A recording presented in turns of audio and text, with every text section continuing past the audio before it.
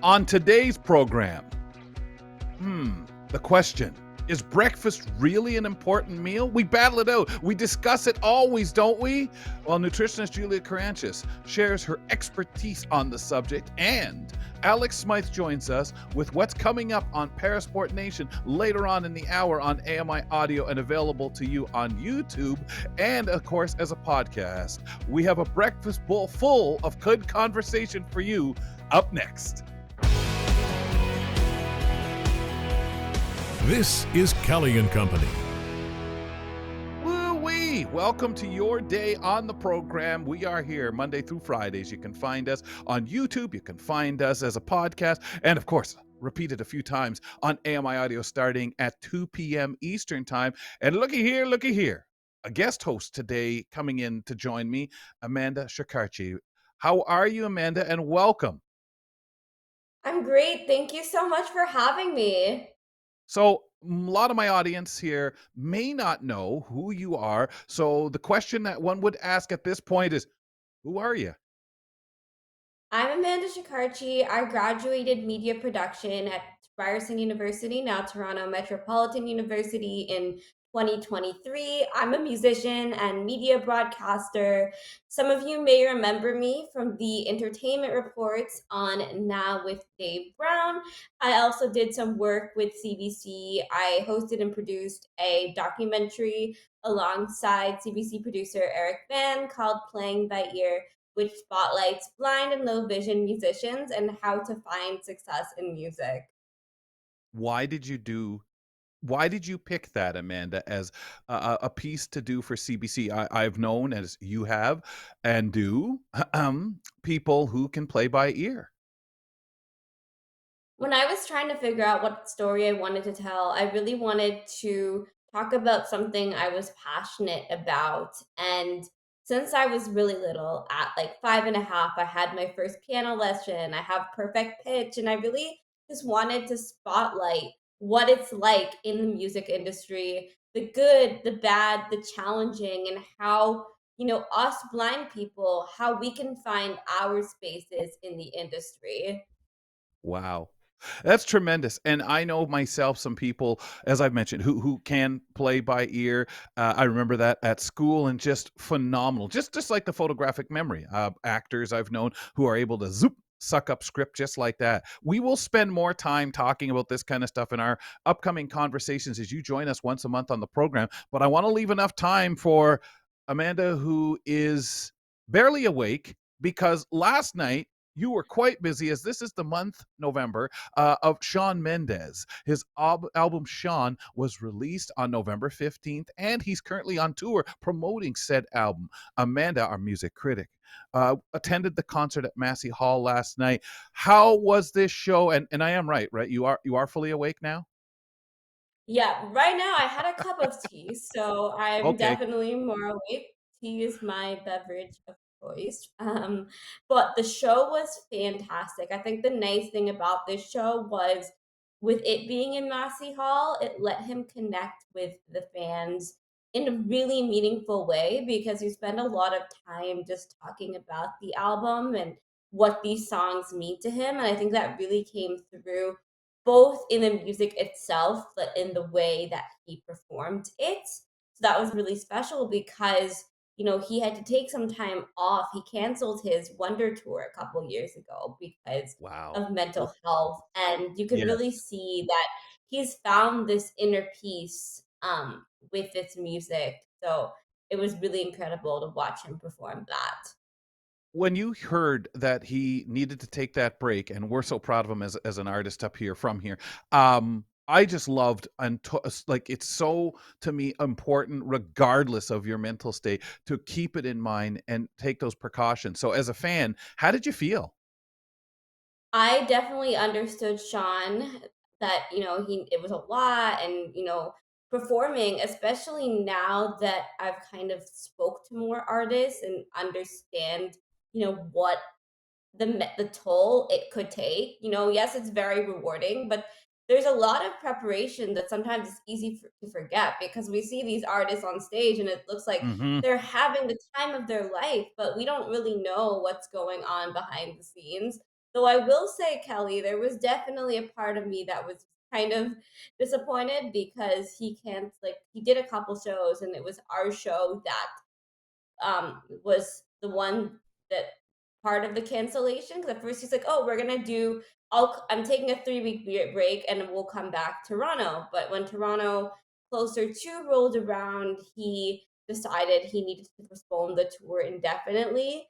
But I think now, with the knowledge I have, I appreciate him for being vulnerable and open, and really seeing him last night solidified that for me, that Yeah, he yeah, needed that time.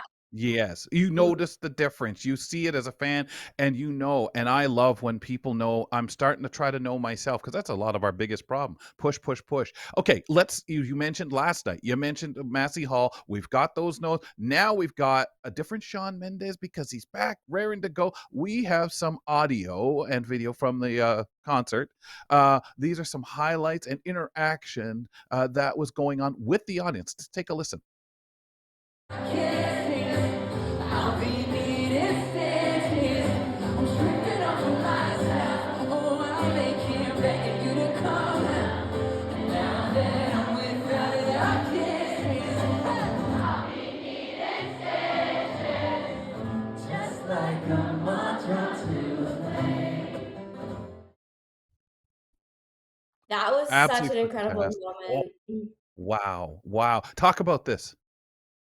This was amazing because Stitches was one of, his biggest songs. So getting to hear him perform it later in life with this new perspective, it still felt fresh. Cause sometimes when you hear songs and there could be a little bit of a disconnect because it's been Mhm. years since artists wrote the song. So maybe those raw emotions aren't fully there yet. So I sense with this, it was still the passion, and you could hear me in the video just singing along to every word. I think like the set list too was really nice because he had a couple classics like this one and In My Blood that really just reined you in, and you really were with him and you felt the nostalgia and what it was like for him in those times, which I think was really amazing for me. I Important to launch the tour, in Toronto to him, wasn't it? Yeah, so this was his hometown show, and what he did is it was a couple smaller shows to promote the album. So I know I said it was a tour of sorts, but in a way it was because he had smaller, like it was basically album release shows, with Right, this yeah. one kind of being the end. I think this one, I looked at the website, I think this one was the last one for now. But I think the fact that he made the decision to start small before kind of jumping into like a whole leg tour with arenas and huge stadiums, I think he needed this because we saw on stage that, how he really, this type of environment really allowed him to connect with his fans. And I'm Nice. hoping that Yeah. with this experience, he'll have the confidence to, do a bigger stadium tour in the future. Piece by piece, step by step. That's what you want him to do because I'll tell you, when you do these things this way, when you share and are as open as he's been, how many of us benefit, not just from the music, not just from the talent, not just from, hey, it's a night out, but I think those who are fans, but also people who relate in that way of needing to take a break or be open enough to speak to someone when they're struggling. I think it just does amazing wonders that he will never know the people out there that he's touched in, some would say, obviously, in their most vulnerable time and probably important. So I think that when we always ask our questions, well, what are these celebrities that make all this money? What do they do for society, for their country, for us? And there you go, in a nutshell, so many areas that Shawn Mendes delivers. So, Shawn, the album is out now. You can certainly pick it up and enjoy it. Amanda's going to stick around for a little bit with us on the program here. Thanks for preparing all that, Amanda. And it sounds like the show was great. I gather a thumbs up. Thank you so much. Yes, 10 out of 10 show for sure. Folks, you can email us at kellycoa at AMI. mean, I do this all the time. Kellico at ami.ca. So there you go. Call us at 1-866-509-4545, 1-866-509-4545. We always want to hear from you and get a chance to chat. Our nutritionist, Julia Caranas, are you a Shawn Mendes fan, or what is your music style, Julia? Oh, that's a good question. I am all over the map with my music style. I like Nice. really old stuff from the 70s and 80s. And I really like classical music a lot. And then I mean, I was in my 20s in the 2000s, and so I have a soft spot for all of the Christina Aguilera and Britney eras. That's a soft spot for me. I don't dislike Shawn Mendes, but I wouldn't say I'm a fan. I'm like neutral, like the Taylor Swift. I'm just neutral about it.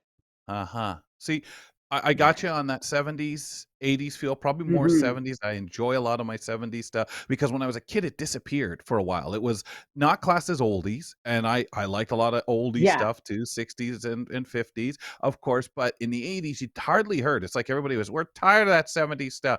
And when I was in broadcast school, the Christina Aguilera's, all that music, Puff Daddy, everybody was pretty big. So at that point, Yeah. I thought, "Oh, that's great." And then I always followed music, got into it, but not a music certainly, Amanda, I do not have remotely the talent you've got in your baby finger, when it comes to music. However, I've always followed, always enjoyed it, and, of course, in the last few years, I've fallen more off to I put jazz on all the time as my default around, and, I used to say to people, I love the music in the background of TV shows. I was that weird guy Hmm. who loved all that technical aspect of it and the sound and the use of it. So, I was always funny that way. Amanda, it sounds like kind of you appreciate a lot of different types of music like Julia and I. I do, especially so right now I'm volunteering at my campus radio station and I'm exposed to like all different genres like pop, folk, indie rock, a little bit of country. So my music taste is definitely all over the place and it's grown because when I was little, my music taste was pop, pop, and more pop. But I've learned to kind of expand and take the beauty of each song. And like what you were saying too, Kelly, about that's honestly could be a whole separate conversation. Film scoring and background film music is really incredible. And I remember I used to study with classical music because I'd get too distracted if I listened to any lyrical stuff because I'd want to sing along to it. Okay, that is amazing. And that's the way I kind of, there are certain moods, certain things. We all go by mood, but you just want that comfort of it. I love a lot of comfort. What is your wake up, go have breakfast kind of music, I would Amanda? say definitely kind of the softer stuff like, Ed Sheeran and, like Shawn Mendes or like Olivia Rodrigo's slower stuff just to kind of slowly ease me out of bed and then go kind of as the day progresses to kind of more chill or more upbeat vibes. And then working out, I like doing running on the treadmill with nostalgic 2010s music like the Katy Perry, the Lady Gaga, like stuff that have a good beat that I can run with. Oh my goodness, I'm ridiculous then. Everything I do is talk. So the most I get in music over breakfast really is transition music during a talk show and okay, commercials. I would say that, and then during working out, it's either an audio book or an old time radio show. Julia, how about for you as we are having at maybe. Well, you're going to get into it because of this importance of breakfast that we're going to have because you tell us it's the most important meal of the day. So, what's the most important music to go along with it? Okay, so I asked Spotify in the mornings to play 90s workout music. Ah, I Yeah, I love it. It's very like very upbeat. Not all songs are a winner, but it's typically pretty good. And for me, it brings like there's the nostalgia component to it. I also really like Fleetwood Mac in the morning. My son and oh, I rock out a lot to Fleetwood Mac. Um, and that's wow. a big hit. Is I the know. 90s Yeah, it's music very random. actual well known, or is it more of that kind of background music we were talking about that you No, get during a scene, a I workout scene on a TV show? I think if people that are that were around alive in that era and were listening to it when the music was released, I think if you put on 90s music now, you would be surprised at how many songs you know or that are familiar to you. Because there were Yeah. so many Yeah. artists. I mean, it wasn't as Oh gosh, yeah. produced as things are now. And I mean, there's just so much stuff. And the radio was, we didn't have the streaming services back like the Spotify and all of the convenience of getting music to our ears So now. it's like your But Ace of Base and it was stuff all like that. radio. Yes, Yeah, yes. yeah. Okay. Oh, All it's right. so Awesome. good. Awesome. Was me. Why is Yeah. breakfast, after all, the most important meal of the day while listening to this great Okay. music? Yeah. So speaking of these high energy music, that's why we Yes. want to have breakfast. Nice. There Um, we go. We're all over the place today with segues. yes. Yay! Good for us. I'm taking notes from you, Cal. I got one right. Yeah, it's going to give you energy. I mean, this is the point of eating food. You eat food, it goes in your stomach digests it. And as this digestion is happening, you release energy. And that's how you're going to get going. Also, if you're eating things that have carbohydrate in them, oatmeal, a piece of toast, cereal, that's going to digest into glucose. This is really nice fuel for the brain. So, this is getting our brain energized as well as our body energized. If people's blood sugar drops too low, if you don't have enough food in the body to keep energy levels up, you get really, really tired. That can lead to headaches, and that can be really challenging to correct later on in the day. And you might feel really lethargic, headachy throughout the day. And so if you start your day off with a good fuel source in a balanced manner, it can be very beneficial for, productivity and just feeling well all day. So before Amanda jumps on that treadmill, I jump on the elliptical. We think about breakfast and what we've always heard, eat a balanced breakfast to get the day off right. So what makes up that balance? Not just the eggs, bacon, a bowl of sugary cereal. Can we address that? Yeah, we can. So for me, a balanced breakfast is going to have protein, fat. You do need the fat. Fat's really stabilizing for how fast you digest. So you don't want to digest too fast because then that's when your blood sugar goes up. And then fiber. So fiber, we've done a whole segment on fiber. We'll probably do it again because it's so important.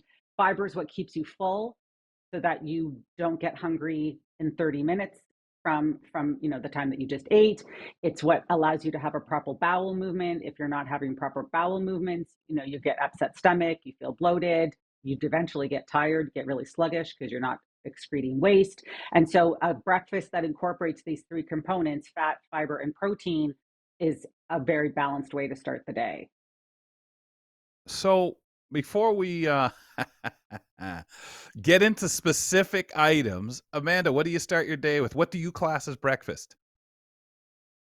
Usually, I think it'll be like depending on my mood. Sometimes it'll be like always a cup of tea, but food wise, usually it'd be like an egg with toast, or I'll do like a smoothie bowl with toast. Um, all depending on my mood and how much time I have to get ready for the day. But definitely Mm, some sort of toast. I personally love almond spread, so I do that a lot. Mm-hmm. Yeah. okay. Oh, So for breakfast me, potatoes from time to time. breakfast potatoes, did you say? Yeah, like hash browns in the morning, those are Okay. so Yeah, good. yeah.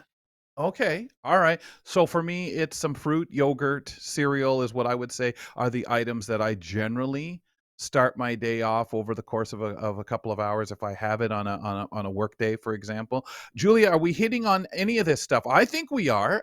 You want to get into a Oh, little bit of what absolutely. these I mean, foods would be? yeah, so first on my list is actually an egg with toast because the egg is Mhm. going to give you protein, the yolk is going to give you the fat, and then the toast is going to give you the carb. And so that's been a fantastic combination. Yogurt, great. It's going to give you protein. Hopefully, it's not fat free and you get some fat from it, but you can add walnuts or seeds. On top of your yogurt if you want. If you're not having the cereal, putting granola on your yogurt is a great additive there. That's your carbohydrate component that will give you some fiber. Avocado in the morning. Avocado is great. You can have avocado toast with an egg. You can also blend avocado in a smoothie. That's my breakfast. I do have a smoothie that I put a protein powder in, which so that's the protein component. I typically either add avocado, which I blend right up and it's this lovely creamy texture, or I'll add a dollop of almond butter or peanut butter.